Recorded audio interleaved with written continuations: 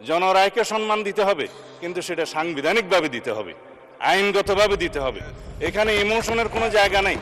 রাষ্ট্র ইমোশন দিয়ে চলে না, রাষ্ট্র চলে সংবিধান দিয়ে, আইন দিয়ে, কানুন দিয়ে। তা আমরা সেভাবে যাই।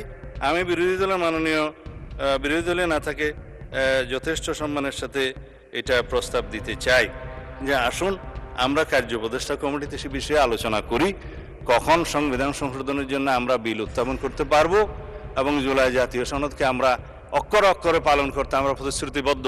আমরা জাতির কাছে অঙ্গীকার করেছি যে জুলাই জাতীয় সনদ ঐতিহাসিকভাবে যেভাবে স্বাক্ষরিত হয়েছে রাজনৈতিক সমঝোতার দলিল হিসেবে তার প্রতিটি শব্দকে আমরা সম্মান করি, কিন্তু জুলাই জাতীয় সনদের বাইরে আরোপিত কোনো আদেশ দিয়ে, কোনো অবৈধ আদেশ দিয়ে সেটা কোনো সংবিধান সংশোধন করা যায় কিনা সেটা একটা বিশাল আইনি প্রশ্ন, সাংবিধানিক প্রশ্ন। সেটাও আমরা ডিবেট করি, আলোচনা করি। আমরা কার্য উপদেষ্টা কমিটিতে আলোচনা করি এবং সংবিধান সংশোধনের জন্য আমরা বিল উত্থাপন করি। সেই বিল আমরা সমঝোতার ভিত্তিতে এই মহান হাউজে গ্রহণ করি। তারপরে এই সংবিধান অনুসারে রাষ্ট্র পরিচালিত হবে এবং ইনশাআল্লাহ আমরা সংবিধান মেনেই এই পর্যন্ত এসেছি এবং সংবিধান মেনে চলব। সামনের দিনগুলোতে আমরা সাংবিধানিকভাবে এই রাষ্ট্রকে এগিয়ে নিয়ে যাব।